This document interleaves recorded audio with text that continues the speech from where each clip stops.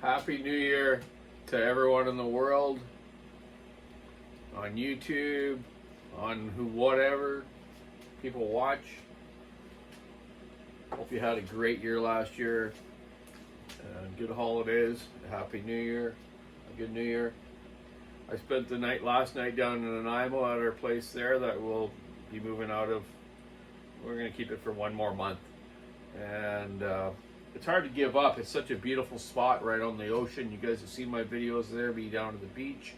On my porch, I could see the ferries coming in from Vancouver and see all the fireworks last night. People were starting to set off at 9:30 at night.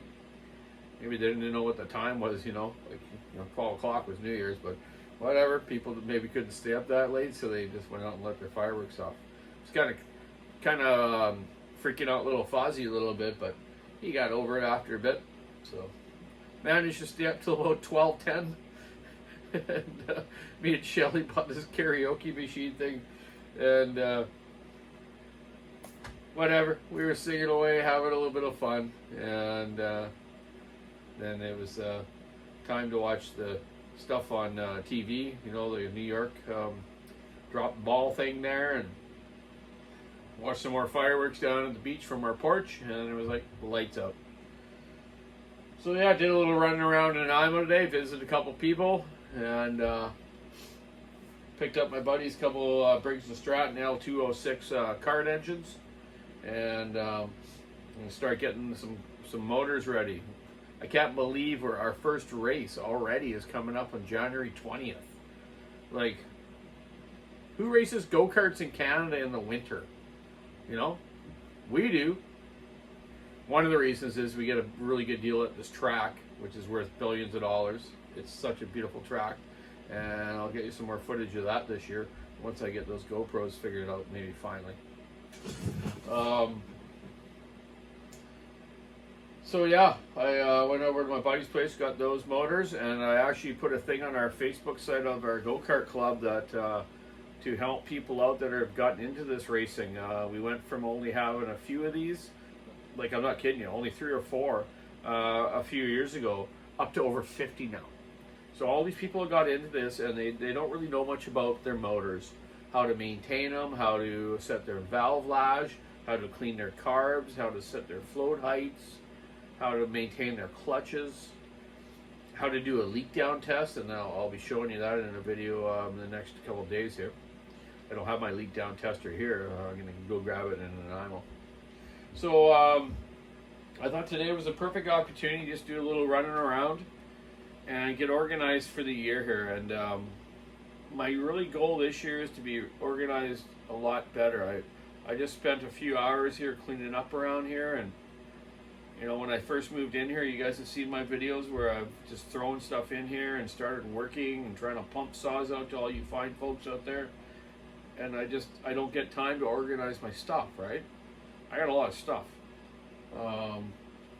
Probably don't need a lot of it, but I just hang on to it. There's always a piece you need.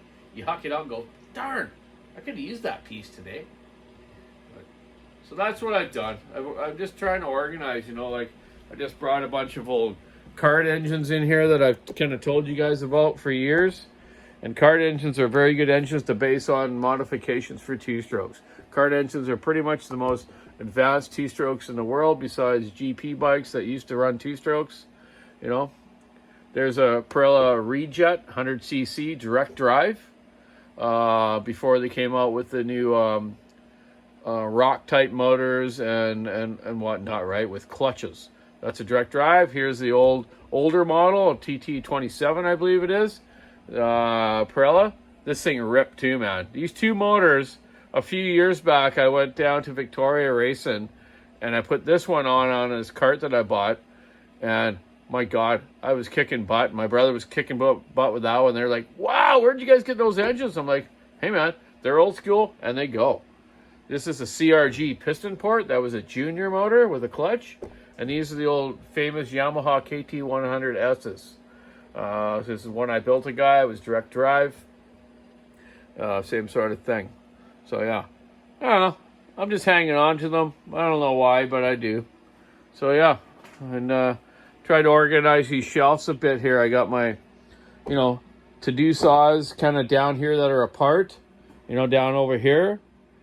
Ones that I have, the cylinders off and ready to port, right? And some boxes there, obviously, to start sorting out still more, eh?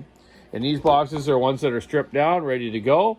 And then I just port the muffler, port the cylinders and do the mufflers and put them back together. And other stuff, whatever I'm doing to them. I've got one cart motor here already for my buddy Steve Addison. These were actually my motors and my carts. Not my carts, my brother and mine's. And I got my buddy Steve into it and his daughter, so I sold him 2 carts. I kept one for myself, so this one will be one of the ones I'll be showing some of the people that are going to come here from the go-kart club. And I'll show them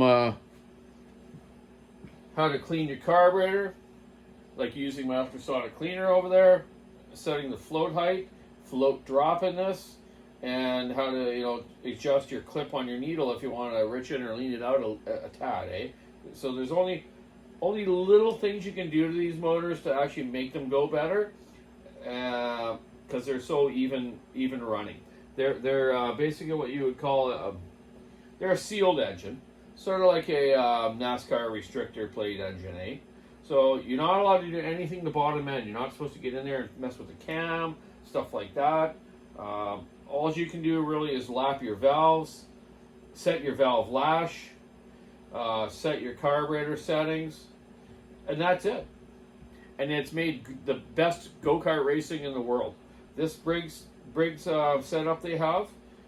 Years ago, we used to run Hondas, this ASN Honda program. But doing the motors on the Hondas, we do like GX200s and some GX160s before the 200s were out.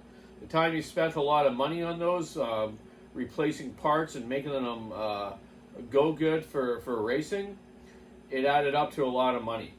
These motors here, you can basically buy a motor package, complete with the mount, everything, just to bolt it onto a go-kart for around $2,500, let's say. So then you can buy a used go-kart maybe for, $1,500 or something. So now you can get a used cart together with a new motor for about $4,000, okay?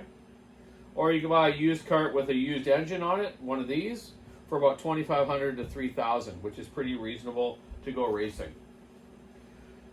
To buy a brand new go-kart is quite expensive. The Italian go-karts and Australian ones, American ones, you're looking at, $3,800 to $6,000 for a chassis. That's without an engine. So then you add the motor package. It gets kind of expensive. So most beginners buy used ones, and eventually they might buy a new one later on. So that's what I've been doing, buying used ones, putting new motor packages on it, selling them off, getting people into the racing, and then I'll buy another one for myself again. I don't have one right now. I have those vintage ones I've showed you, but I've sold my cart to a friend of mine, Hud, for him and his son. Now he's bought another one for himself. They're hooked. Everyone I get into it, they're hooked. So then I've decided, I'm going to show people how to maintain this stuff.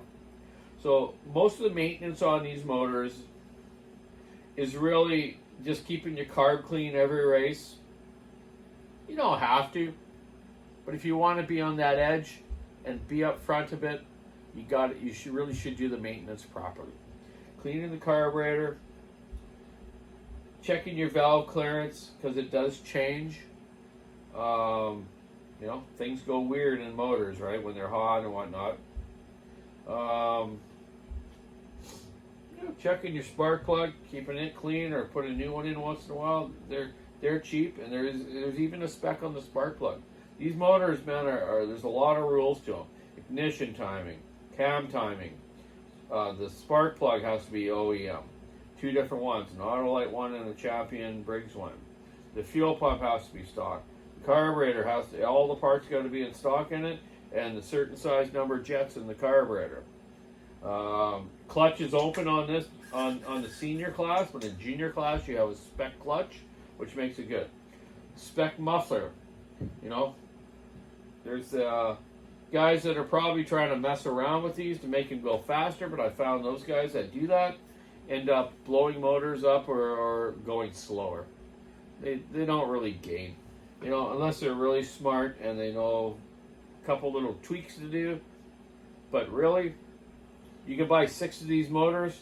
2 of them are going to be way faster than the other 4. That's just the luck of the draw.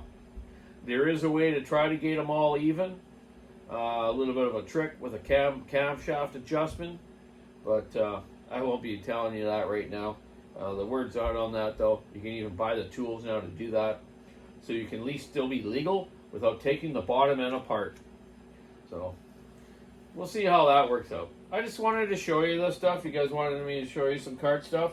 These have like a 660, I think it's a 6100 rev limiter ignition. So that, yeah, the only guys I've really seen blow these engines up are people that try to cheat. They change the ignition to like a 9,000, 10,000 RPM rev limiter, and now they over rev the motor and blow the rod out of it or something like that. These motors stock will run 2 to 3 years, no problem, the way they are. As long as you're, checking your valve adjustment and a few things on maintenance, right? So, cheaters end up being losers most of the time. I've noticed that in many a racing, in 2-stroke, 4-stroke, you name it. This thing keeps wanting to flop over. Let's put my little double-edged axe bit under there. So yeah, just wanted to show that tonight, and just say a Happy New Year to everyone, and thanks for all your business. I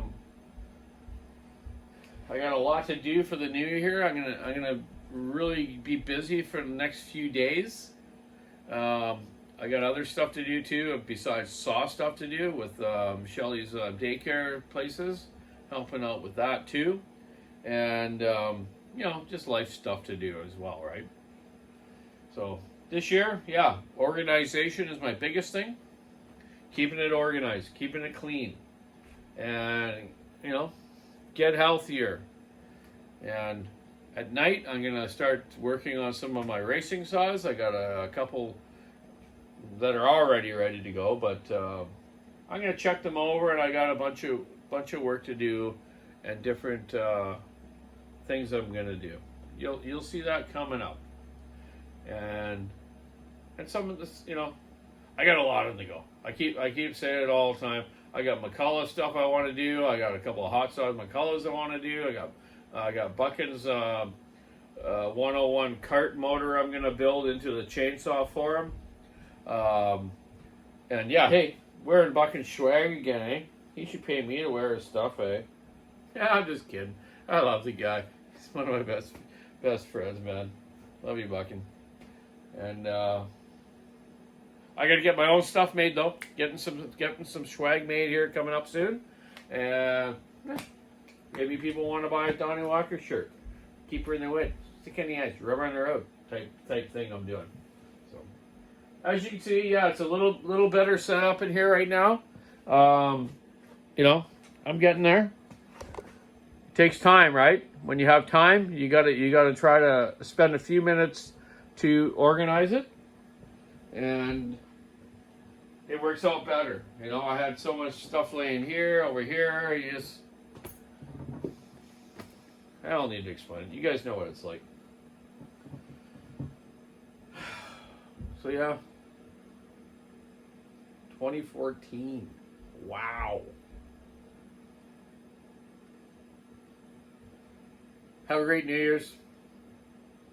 Thanks very much to everyone that put the numbers in for the free porting job I was going to do for one of your saws.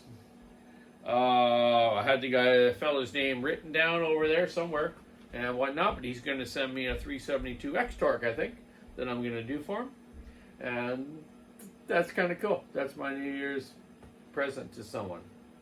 So, yeah, keep your saw noise, stick your ass, rubbing her head. Have a great night. I better get upstairs and help Shelly out. She's tearing down a few Christmas stuff already. Always something to do, man. Be kind, be safe, be happy, man. Like I've told you before in the last couple of videos, People kind of picked up on that. You don't like your job, you don't like what you're doing, go do something else. Be happy. Don't put up with stuff, man. You know, there's nothing worse than going home and going, oh my God, I can't believe they did it like this, and I just hate this place. Quit, man. Go do something else. If you got a pickup, grab a couple of shovels, a rake, a weed eater, you got a chainsaw, maybe, go do some landscaping. You know, 50, 60 bucks a yard, do something like that. A lot of people have done that. Finance a snowblower from Sears or something, you know, pay later, go do plow some driveways, make 10, 15 grand, then pay the snowblower off later. I read a business article about that, actually. That's the only reason I said that. I'm rambling on again, eh? But I remember this guy, yeah, he was like living in like Toronto area, and he had no money, and he's like, wow, but I got a Sears card. So he like bought this Sears snowblower, and he went out and did like driveways for people, right? You know, 50 bucks a driveway, right? He had the thing paid off in no time, but he didn't pay it off because it was on a payment program. But he was at least able to feed his family and himself, and make some money. So you know, there's ways around when you have problems, and you just gotta think about it and do it right. You know, do it for yourself. Don't do it for anyone else. Do it for yourself.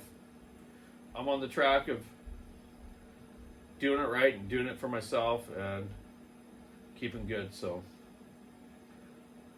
see how the year works out. I think it's gonna be great. I'm going to Hawaii in a couple weeks. If anyone lives in Hawaii, watches my channel, let's have a visit, and that would be cool. Maybe we can cut up some coconut trees or something, or whatever you have there. So, anyways, keep us on with Sticking the Ice, rubbing the road. Have a great night. Happy New Year's! Woo!